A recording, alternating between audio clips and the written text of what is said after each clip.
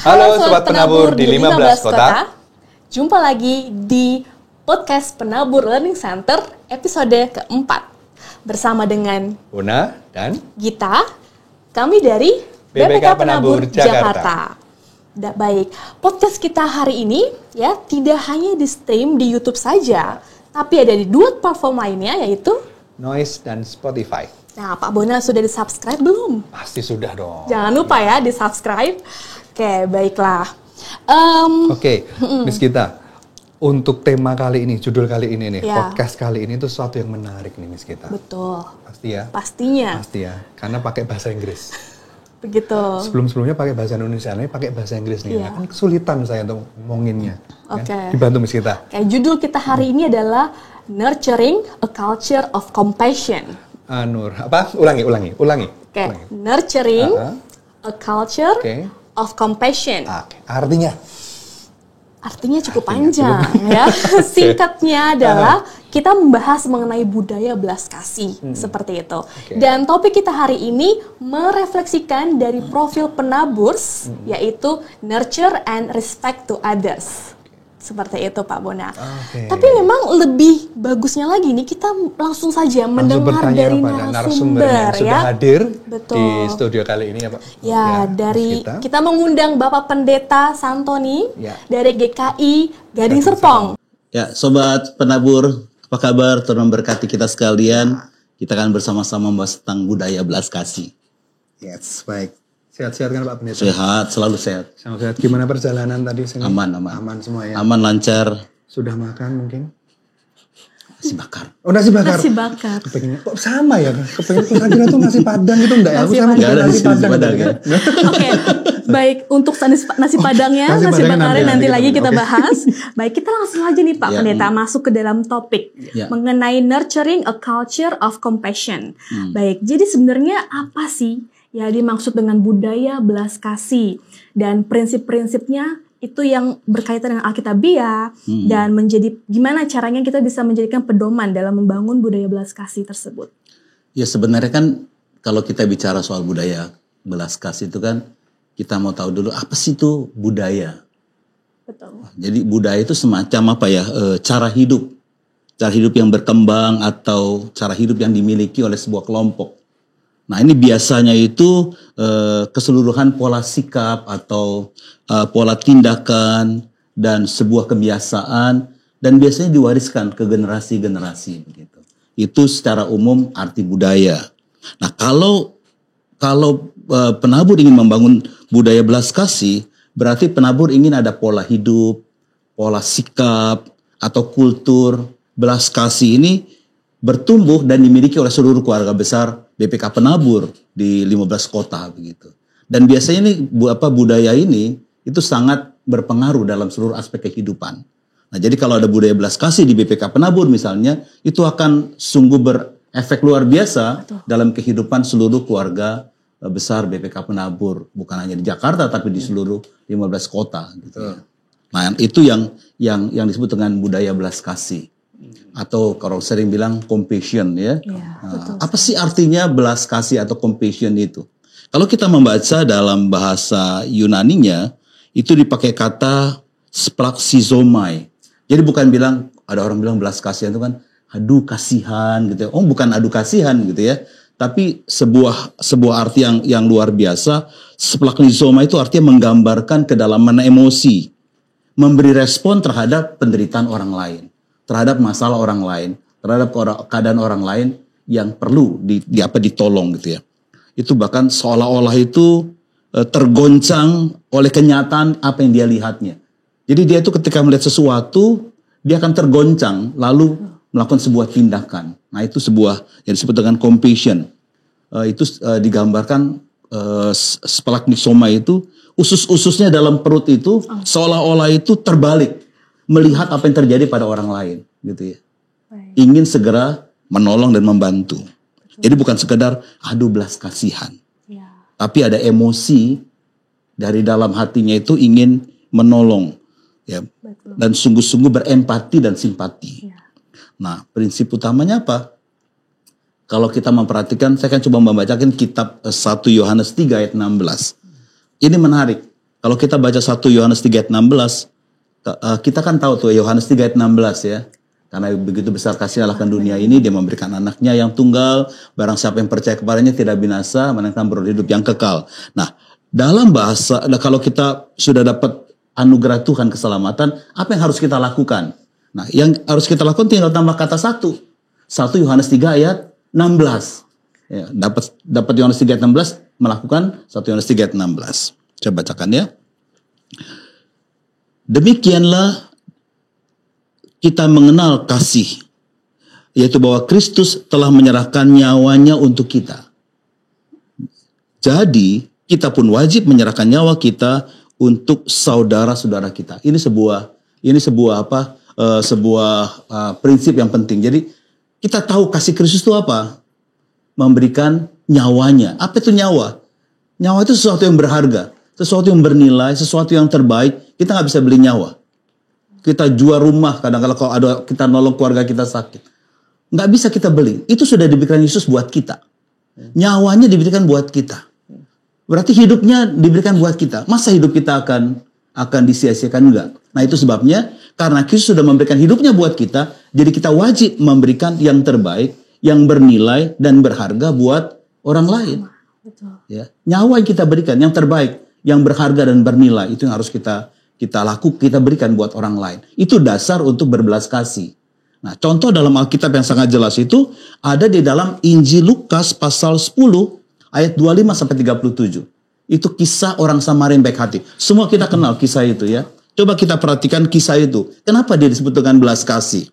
Pertama-tama orang Samaria itu mendekati orang yang dirampok. Habis mendekati dia ngapain? Dia melihat luka-luka yang orang dirampok itu. Itu tersirat kalau kita membaca kisahnya. Setelah dia melihat, sudah mendekati lalu melihat, dia membersihkan luka-lukanya. Terus apa? Menyiraminya dengan anggur. Lalu mengobatinya. Pakai semua kan? Ya. Aktivitas sebuah kata kerja. Lalu apa? Ia membalut luka-luka itu. Setelah membalut dia ngapain lagi? Menaikkan ke atas keledai. Setelah itu diapain lagi? Membawa ke penginapan. Habis membawa ke penginapan, merawatnya. Lalu dia memberi apa yang dibutuhkan, kalau kurang tagih ke saya, kata dia. Berarti tindakan yang nyata itu belas kasih. Mendekati, melihat, membersihkan, menyiram, membalut, menaikkan, dan dia membawa, merawat dan memberi. Itu yang kita perlu tahu tentang budaya belas kasih. Saya pikir itu. Baik. Jadi gelisah gitu ya Pak, kalau tidak menolong orang yang ada emosi yang berkecamuk. Ususnya itu seperti terbalik. Kalau kita bayangkan kalau usus terbalik seperti apa begitu ya? Betul. Kalau Bapak Ibu rasakan kalau sakit usus buntu misalnya. Iya, betul. Sakit banget itu. Ya, Pak Pendeta sih menarik tadi ketika ada bahasa Latin itu tadi Pak. Yunani. Oh, bahasa Yunani. Bahasa Yunani. Oke. Baik, memang tadi ketika Pak Pendeta Santoni bilang bahwa memang belas kasih ini memang harus dipupuk dari turun-temurun ya. Ya, generasi dari generasi. Harus diwariskan. Betul. Oke. Jadi itu memang sesuatu hal yang mengena sekali nih. Jadi tidak langsung muncul belas kasihan. Kalau muncul langsung mungkin kasihan itu tadi. Tujuan. Oke. Itu baru tujuan, belum menjadi habit ya. Betul. Nah, mungkin ini saya mau bertanya untuk yang kedua nih Pak Pendeta. Terkait dengan penerapannya Pak Pendeta dengan kondisi saat ini kita berinteraksi dengan di lingkungan kita nih. Kadang-kadang kita berinteraksi, bagaimana prinsip yang ada di belas kasih ini bisa bagaimana kita menjalankannya, apalagi ketika kita dihadapkan pada sesuatu yang konflik. Nah itu kan sesuatu yang sangat menekan dan itu gimana menurut Bapak? Nah kalau kita memperhatikan ya dalam lingkungan kerja, dalam mungkin di sekolah lah, di kantor lah gitu ya, seringkali itu ada ungkapan-ungkapan yang muncul ketika ada masalah, ada kerjaan gitu, orang berkata begitu, itu bukan urusanku, ya kan? Ada keribut, itu bukan urusanku, urusan dia lah, ngapain saya urus, capek gitu kan? Lalu kita berkata, itu jauh dari saya, itu penaburnya jauh di ujung, bukan penabur di sini kan? Ngapain diurus-urus begitu kan? Mau maju kayak nggak maju terserah, bukan urusan saya. Itu mungkin ada, tapi nggak ada kali ya? Nggak ada satu maksudnya, nggak ada satunya maksudnya ya. Atau kita berkata juga Itu bukan tugasku. Itu tugas kamu. Lu mau pontang-panting kayak mau jumpa haditan terserah. Pokoknya gue terang-terang saja gitu kan. Kita kerjain santai. Mungkin pemerintah ngatur gitu ya, tapi nggak mau bantu. Tapi nuntut terus dia kerja yang bagus, tapi kita nggak mau bantu begitu kan. Mungkin tuh ada juga ya, tapi nggak banyak lah ya. Mungkin 1-2 ya, 1-2 ribu kali ya. Kita jangan bilang-bilang ya. Nggak ada pengurus penabur nanti. Nah jadi itu bukan tugasku. Itu bukan anak didikku. Itu bukan urusanku. Itu mah urusan dia dengan orang tuanya, bukan urusanku gitu ya. Bukan pekerjaanku. Jadi aku ngapain mengerjakannya. Itu mungkin ada banyak hal yang itu muncul seringkali dalam dunia pekerjaan. Nah, sebagai orang percaya dan juga sebagai tentu badan pendidikan Kristen, dalam interaksi apalagi dalam konflik ya perlu menerapkan belas kasihan ini. Apa prinsipnya tadi? Itu tadi yang 1 Yohanes 3 ayat 16. Kita harus meyakini kita ini udah diselamatkan nih. Hidup kita sudah diselamatkan. Tuhan kasih nyawanya buat kita yang terbaik. Loh kenapa sih kita nggak bisa memberikan yang terbaik buat orang lain? Nggak ada ruginya begitu. Jadi sebenarnya cuma bilang mau nggak sih dari kita sebagai orang yang sudah diselamatkan melakukan tindakan belas kasih pada orang lain. Memberikan yang terbaik, memberikan yang berharga bagi orang lain, bagi sesama kita yang membutuhkan pertolongan. Jadi kalau kita pakai belas kasih, melakukan prinsip belas kasih, teman kita itu menderita, teman kita pekerjaannya nggak beres, itu hatinya bergejolak gitu ya. Kira-kira, seperti usus terbalik-balik, pengen nolong begitu ya. Bukan malah nutup mata begitu. Jadi harus bertindak gitu ya. Pernah ada sebuah kisah ya, di lingkungan kita lah.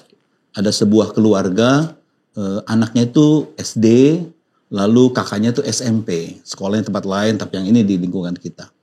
Lalu ibunya itu single parent, lalu ibunya cari pekerjaan ke luar negeri. Anaknya tinggal berdua nih di rumah kontrakan. Itu ya kadang-kadang sekolah terlambat lah. Bisa bayangkan anak kelas 6 dan kelas 2 SMP satu rumah, dua-duanya sekolah. Wah itu dah. Apa yang dilakukan? Itu guru-guru, ada berapa guru dengan orang tua murid nolongin ini anak nih.